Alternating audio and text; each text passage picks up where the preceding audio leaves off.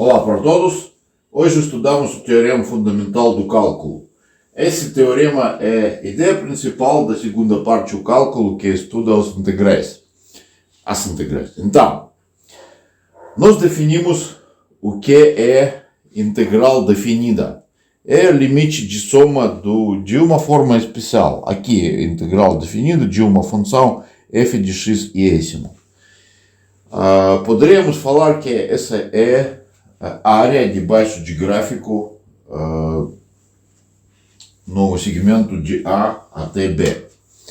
E nós conseguimos uma vez encontrar essa integral porque nós sabemos a fórmula de soma de quadrados e resultado dessa soma.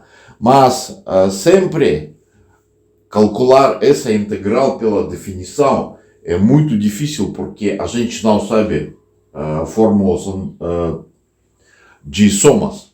Nós somente sabemos soma de quadrados, soma de cubos, mas, por exemplo, soma de senos já é muito mais difícil. Então, nós precisamos de uma fórmula para calcular integrais definidas.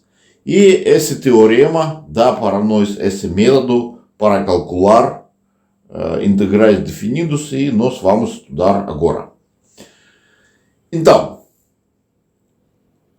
f de x é uma função para a qual a gente precisa encontrar integral. E o teorema afirma que a gente precisa adivinhar uma função f maiúscula, tal que a derivada dessa f maiúscula vai ser f de x. Não é que f maiúscula é derivada de f minúscula. Não, ao contrário. Temos uma função, precisamos adivinhar uma função cuja derivada é a função dada. Essa é uma operação inversa para encontrar derivada.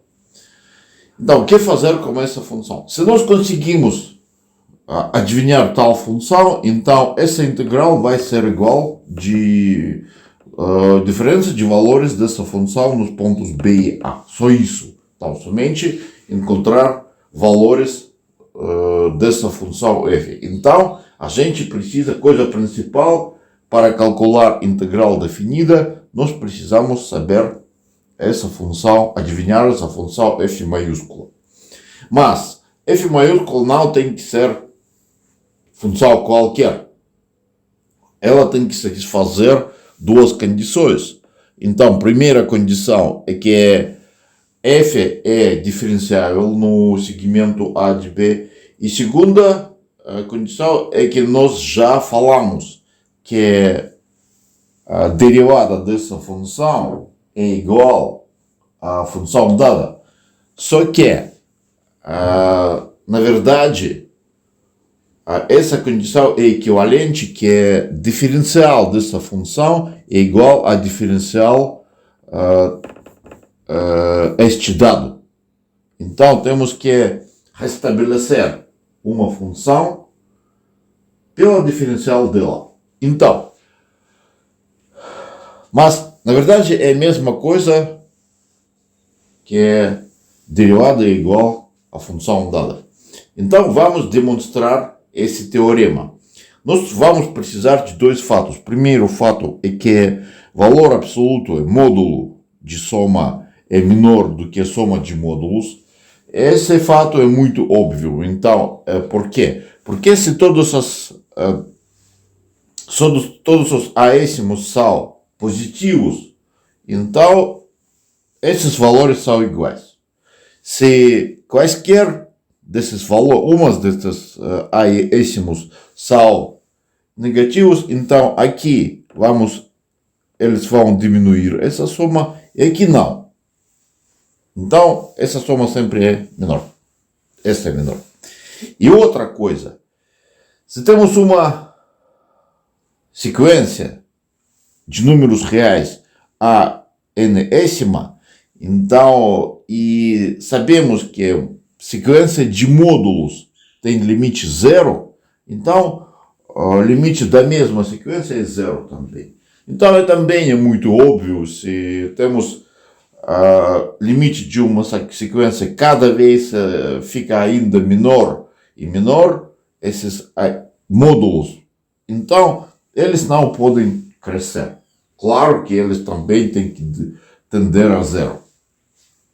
Então, agora vamos demonstrar nosso teorema. Então, vamos construir nossa partição para definir a integral. Então, nós temos que dividir esse segmento de A até B pelos pontos x1, x. Então, A é igual a x0, temos x1, x2, x3, xn. Então, vamos colocar Δx, esse pequeno intervalo é B menos A sobre N. Então, Δx é, na verdade, é igual a x1 menos x0, que é igual a x2 menos x1. Todos esses segmentos pequenos são iguais. E agora, pela definição, nossa integral de A até B da função f de x é essa soma, esse limite. Limite de n tende a infinito, soma I de 0 até n, f de x, esse é Δx. Agora vamos esclarecer uma questão. Qual questão? Denotação dessa integral. Por que nós denotamos essa integral da mesma maneira? O que significa esse dx aqui?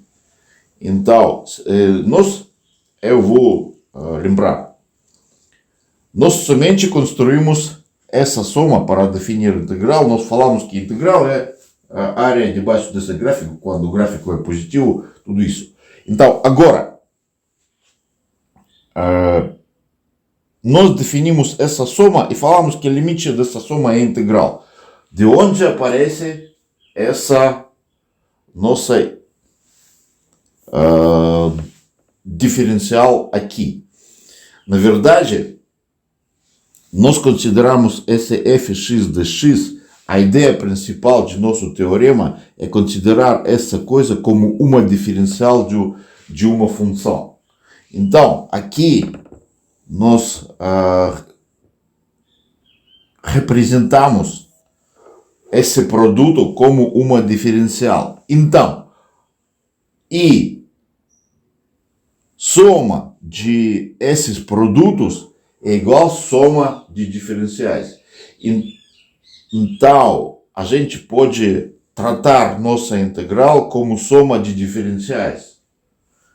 Então, integral é f de x dx, é soma de diferenciais, limite de soma de diferenciais.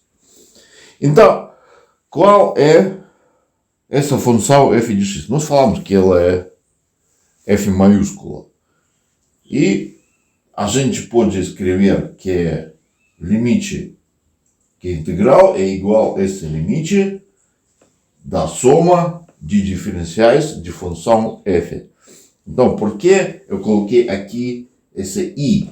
Porque soma de diferenciais. Em cada desses pontos, vamos ter sua diferencial. Então, esse df, ele é em cada ponto aqui desse segmento, é sua própria. Depende de ponto. Continuamos. Como função f é diferenciável, então pela definição de ser diferenciável, o incremento de cada f pode ser representado como soma de diferencial da f e alguma coisa que depende somente de Δx, mas também depende de x mesmo. De tal maneira que essa epsilon de Δx dividida por Δx tem limite zero, quando Δx tende a zero. Então, é caráter da dependência. Então, essa é a definição de ser diferenciável. Mas, nossa diferencial sempre depende da partição. Então, quando nós temos a partição, nós construímos a integral. e fazemos primeiro partição de N pontos. De 2 pontos, vamos falar. Depois vamos fazer partição de 3 pontos. Depois vamos fazer partição de 4, 5, 6 pontos. E para cada partição de N pontos, nós calculamos esse termo, que vai ser ainda mais e mais próximo à nossa área. Soma dessas áreas, desses retângulos, vai ser mais e mais próximo à nossa área debaixo do gráfico. Mas tudo depende de N, quando nós construímos. Então, em cada desses pontos, a diferencial vai depender de N primeiro e vai depender do ponto também. Então, por isso, podemos colocar índices aqui e escrever essa definição para cada par de índices. Então, delta, podemos escrever df, diferencial, é essa diferença. E substituímos na fórmula que já obtivemos. Então, aqui foi limite de diferenciais. E vamos substituir, vamos ter diferença de 2 limites. Então, o que nós temos agora? Vamos considerar primeiro limite. Essa é a soma de incrementos da função f, maiúscula. Então, o que significa soma de incrementos quando nós construímos essa partição? Vamos construir o gráfico da função f. E vamos imaginar que temos uma partição para algum n. Então, aqui vamos ter primeiro incremento, logo depois dele vamos ter segundo incremento, pela definição do que é incremento. Quando nós passamos de x0 a x1, então a função passa de f de a até f de x1. Então temos esse incremento primeiro. Depois vamos segundo incremento quando x1 passa a x0. É claro que soma todos esses incrementos é somente esse segmento grande.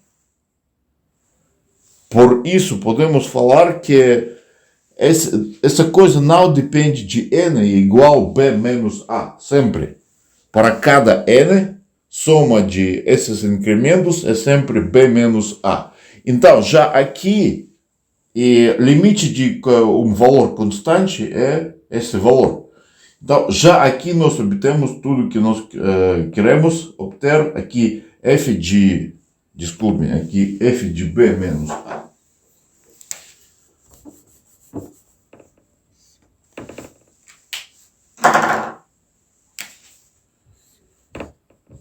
F de B menos F de A.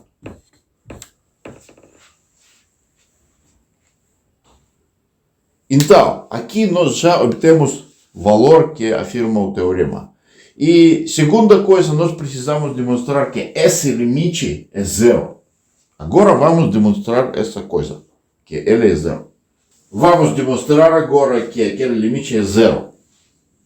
Então, nós obtemos esse limite. Para demonstrar que aquele limite é zero, pelo fato segundo que nós colocamos no começo da demonstração, podemos falar que é suficiente demonstrar que esse limite é zero, porque temos que considerar módulos da mesma sequência. Se nós demonstrarmos que a sequência desses módulos é zero, então vamos implicar que isso vai implicar que a mesma sequência tem limite zero.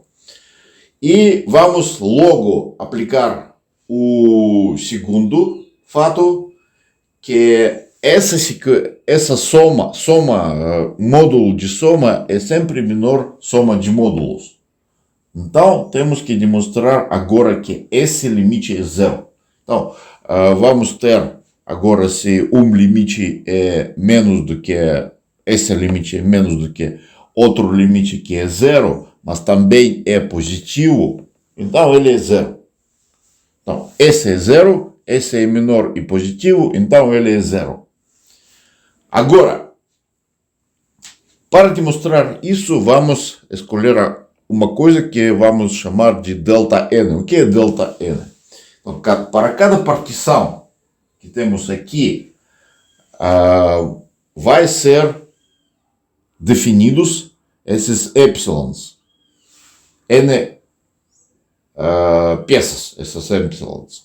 Então, vamos escolher o máximo entre eles. Então, esse máximo é delta n.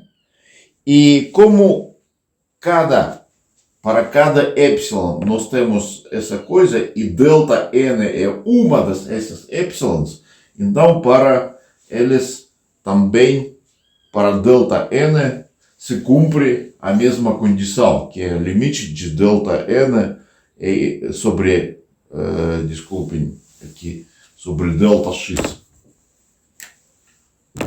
Sobre delta x é zero. Então, vamos agora continuar. Como delta n é máximo entre todas essas epsilons, então soma desses epsilons, módulos de epsilons, é menor do que soma de delta n. Mas cada delta n é igual a delta n, é o único valor, é constante. Então, por exemplo, por isso podemos escrever que essa soma é igual a n delta n. Então, substituímos essa coisa aqui. Limite dessa coisa é menor do que essa coisa, é menor do que o limite de n delta n daqui. Mas n podemos tirar dessa fórmula. N é igual a b menos alfa sobre delta x.